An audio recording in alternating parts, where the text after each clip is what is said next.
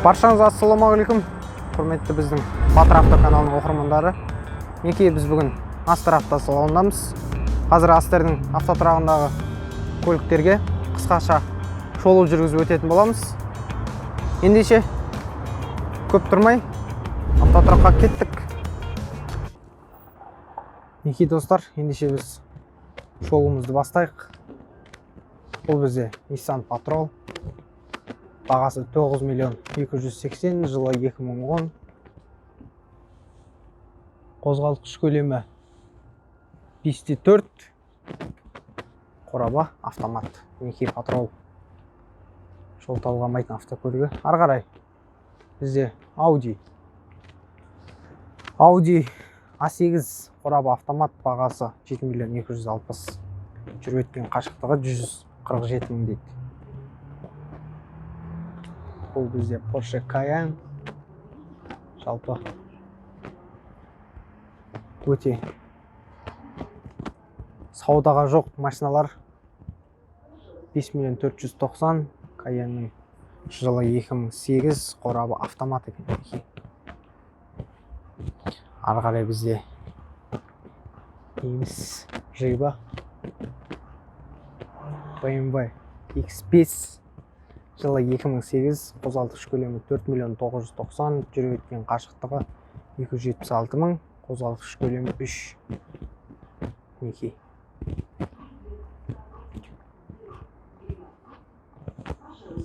Бұл қатар жалпы немісті ұнататындарға арналған қатар екен. Бұл бізде Mercedes ML. Бағасы 5 миллион 190. Қозғалтқыш көлемі 3.5. Ары қарай тағы да Porsche Cayenne. Бағасы 4 миллион 760. Бұл бізде Mitsubishi Pajero. Бағасы 6 миллион 290 дейді. Жылы 2007, қорабы автомат. Қозғалтқыш көлемі 3 куб. 3 куб Pajero.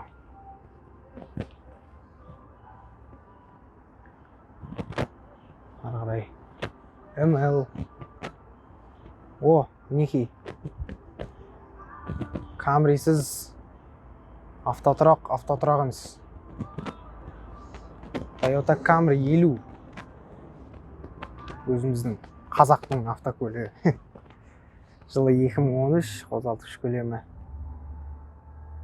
2.5, қорабы автомат, бағасы 7 миллион 290 мінекей. Біздің Camry'дің бағасы.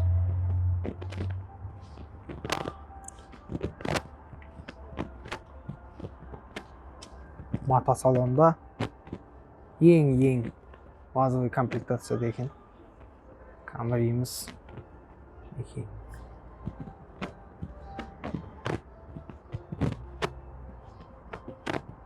Ол бізде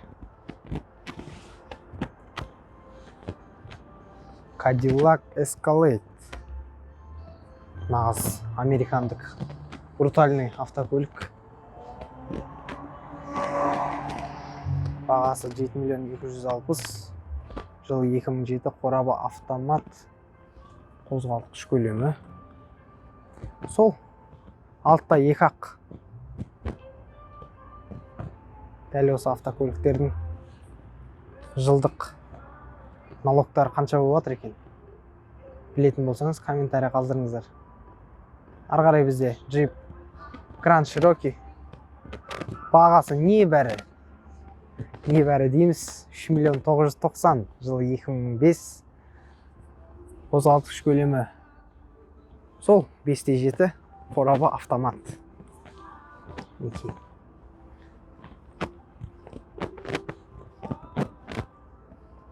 Дәл осы автокөліктердің өзінің қызығатын адамдар да бар. Бірақ біздің қазақтар емес. Бізге сол Camry болса болды. Жалпы бірақ түрі өте сұсты, брутальный, жалпы әдем көрінеді. мындай косяктары. Ары қарай бізде CL Mercedes купе шанақта.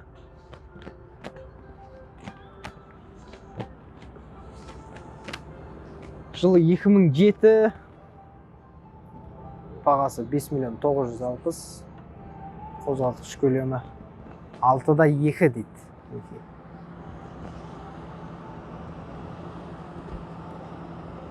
AMG комплектацияда. Ары қарай бізде Range Rover. Range Rover'дің бағасы 8.430.000. Жылы 2009.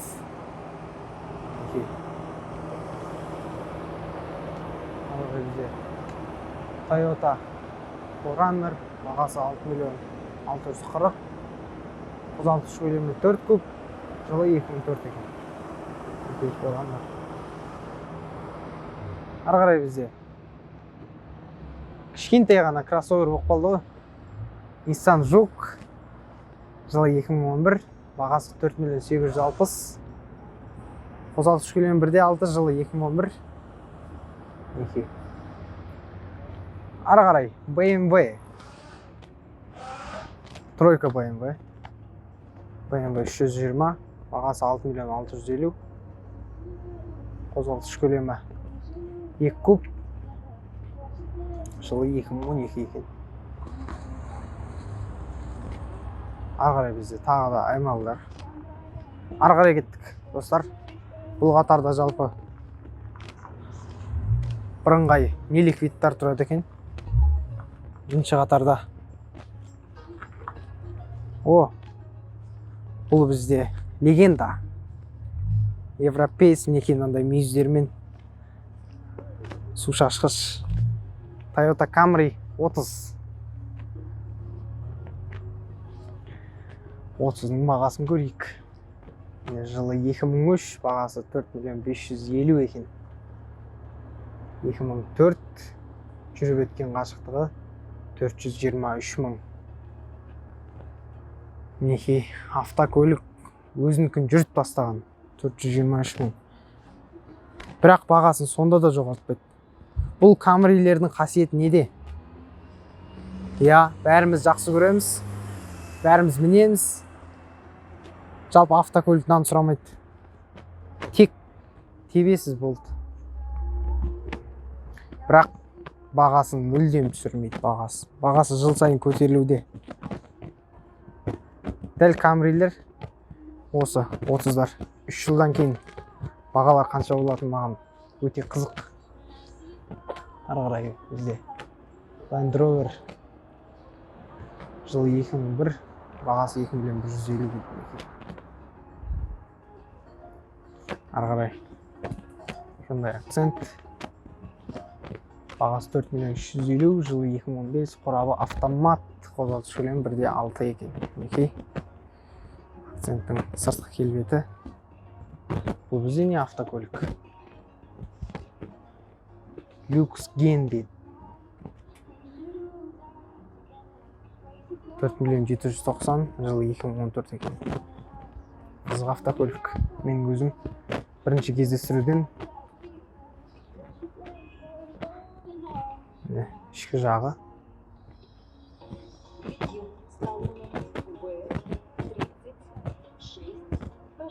Турбо үдеткішпен.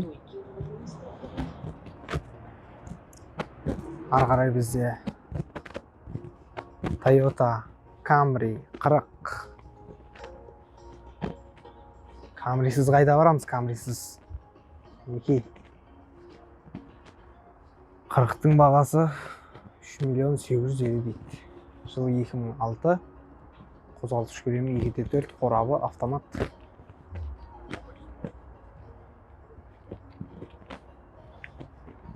Окей. 40-тың сырты. Жалпы біраз соғысты көріп келген 40 сияқты. Окей. Зазорларын қарасаңыздар. Сіздердің көздеріңізді көрініп тұр ма білмеймін, бірақ мынау есіктің түсі көкшіл екен. Есіктің түсі басқа, капоттың түсі мүлдем сәйкес келмейді. Зазорлары да жалпы автокөлік бір сөзбен айтқанда шаршаған.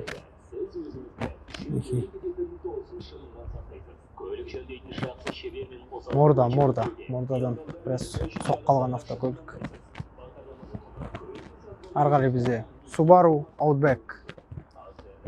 Бағасы 4 миллион 390. Жылы 2005, қозғалтқыш көлемі 2.5, қорабы автомат.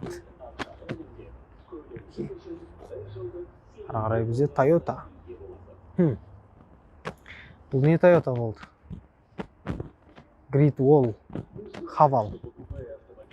Қорабы механика. Жылы 2013.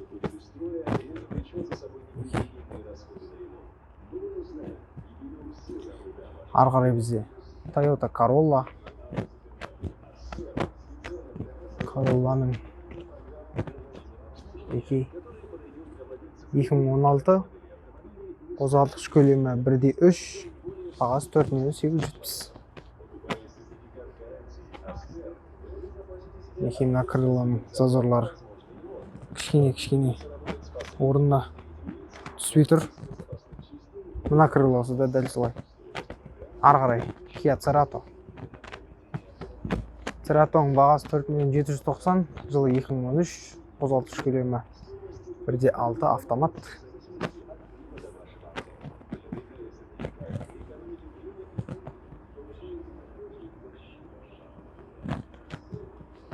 Бұл бізде Subaru Tribeca, жылы 2006, қозғалтқыш көлемі 2 куб, бағасы 4 миллион 490. Ары қарай бізде аспан түсті Toyota Camry 40. Бамперін кішкене баллончиктармен шашып қойды. Жылы 2006, 3 миллион 450, қозғалтқыш көлемі 2.4, әдеттегідей. Toyota бәрімізге қызық. Құралған елі араб екен, парктрониктармен. Ары қарай Renault Crossover, Renault Duster. Мынандай әдемі түсте Renault'ымыз, жылы 2016, бағасы 5 миллион 490. Қозғалтқыш көлемі 2 куб, қорабы автомат. Жалпы Renault жаман емес. Ары қарай Subaru Outback. Subaru Outback 6 миллион 890 сұрап тұр екен. Жылы 2011, қозғалтқыш көлемі 3.6, жүріп өткен қашықтығы 264 мың. Ары қарай бізде Mazda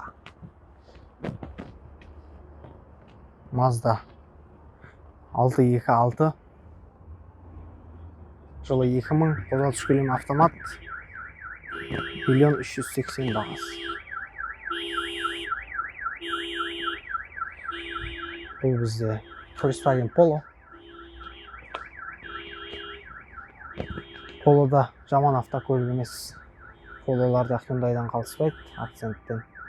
Жылы 2012, механика 3 миллион 280. Ондай өзіне жарасымды дискларда. Ары қарай кеттік. Ары қарай бізде қабан деп айтамыз. Mercedes S-класс 140, бағасы 200 миллион, 2 миллион 480, кешірім сұрайым. Қозғалтқыш көлемі 3.2, жанармай бензин, жүрген қашықтығы 500 мың. Бұл автокөліктер мәңгілік жасайтын автокөліктер ғой. Ары қарай бізде Lexus GS. GS-тің жылы 2006, қозғалтқыш көлемі 3 куб, бензин, бағасы 4 миллион 220. Lexus-тың жағдайы жалпы бір көзбен қарағанда жақсы. Ары қарай Hyundai, Honda, кешіріңіздер. Honda CR-V 4 миллион 90. Қозғалтқыш көлемі 2-де 4. Volkswagen Touareg бұл бізде. Touareg 3 миллион 480 сұрап тұр. Жылы көрінбейді. 2004.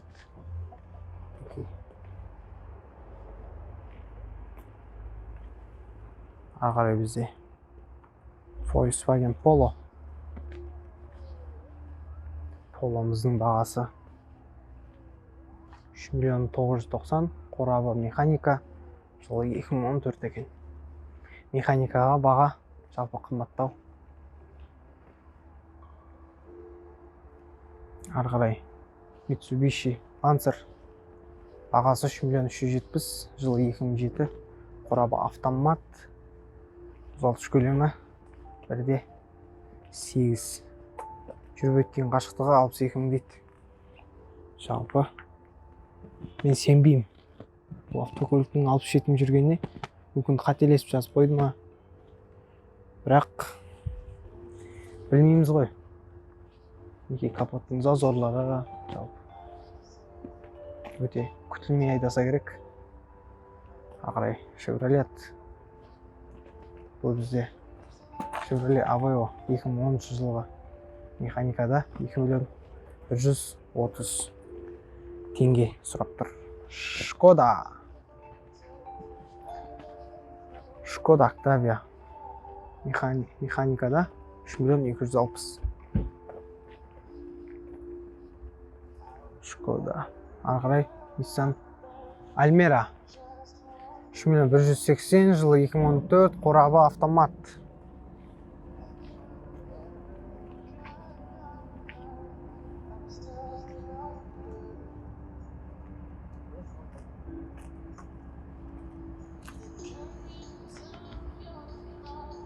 Бізде Audi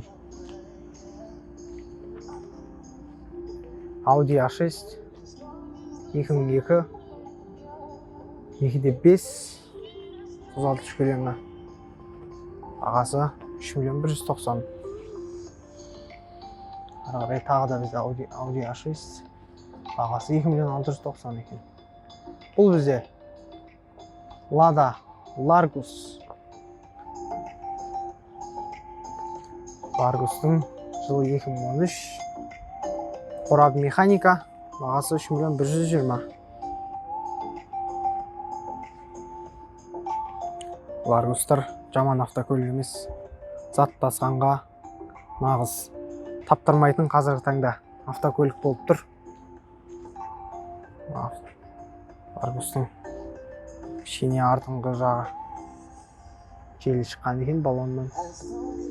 2014 2 миллион 750 бағасы. Қозғалтқыш көлемі әдеттегідей сол 1-де 6. Renault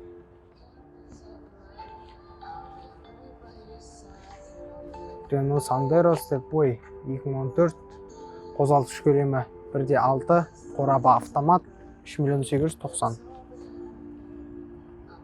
Ары қарай бізде Porsche Cayenne бағасы жоқ екен.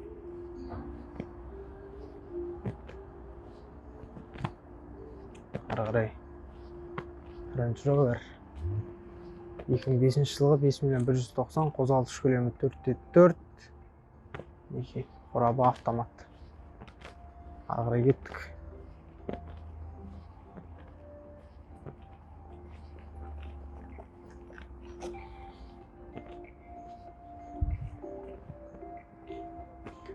Бұл бізде Toyota Windom оң жақтық бөлімен бағасы 1 миллион 490.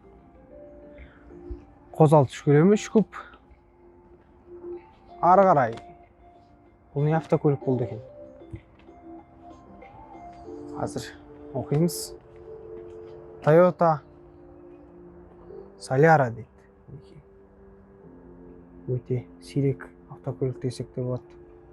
Қозғалтқыш көлемі 3 куб. Бағасы 2 миллион 390. Мінекей салон әбден шаршатты автокөліктің.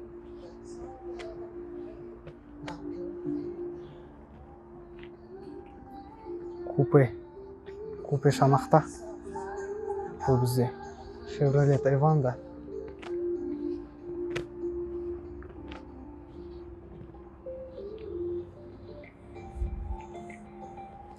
Бағасы 2 миллион 90, жылы 2005, қорабы автомат. Қозғалтқыш көлемі 2 куб, пробегі 253 мың дейді. Бір көзбен мына есігінің крыло екеуінің түсі сәйкес келмейді. Бамперінде жұмысы бар. Жалпы автокөліктің сыртқы жағында жұмысы бар. Ары қарай бізде алтын түстес Toyota Camry. Camry'міздің бағасы қайда? Мінекей 3 миллион 740, жылы 2002, қорабы автомат. Мінекей біздің ескірмейтін махаббаттар. Ары қарай Hyundai Solaris 2015, қозғалтқыш көлемі 1.6, қорабы автомат, 3 миллион 550 бағасы. Бұл автокөлікті де бірінші рет кездестіруім, қателеспесем. Scion дейді. Бұл автокөлік білетіндеріңіз бар ма, ағайын? 2005, бағасы 2 миллион 690 дейді. Бұл автокөлік осы жердің бір егесі шығар өзде. Ешкім қарамайды. Жалпы шаң-шаң боп тұр. Бұл бізде Chevrolet Aveo 2 миллион 740, жылы 2013, қорабы автомат. Қозғалтқыш көлемі 1.6, 148 мың пробегте. Жалпы Chevrolet'тің жағдайы өте жақсы екен. Бір көзге, сырт көзге.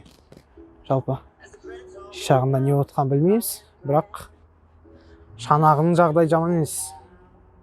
Мінекей, әйтсе де мынандай майысқан, тас тиген жерлер барлық жүрген автокөлікте болады, барлық.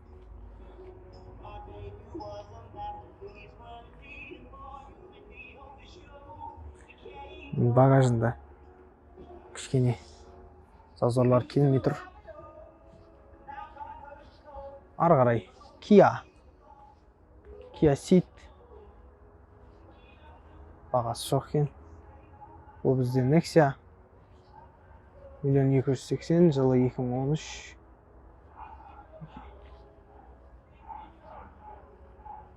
Бұл бізде Toyota Camry. Toyota Camry 25-ка 97 жылғы, қорабы автомат, 3 миллион 390, қозғалтқыш көлемі 2.2. Мінекей достар, біз бұл қатарды жалпы көріп біттік. Біздің келесі түсірілімді күтіңіздер.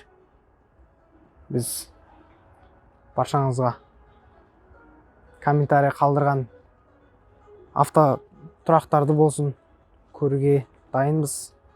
Баршаңызға осындай шолу жүргізіп түсіруге. Өз пікірлеріңізді қалдырыңыздар. Сіздер қай автокөлікті алғыларыңыз келетін еді? Мінекей.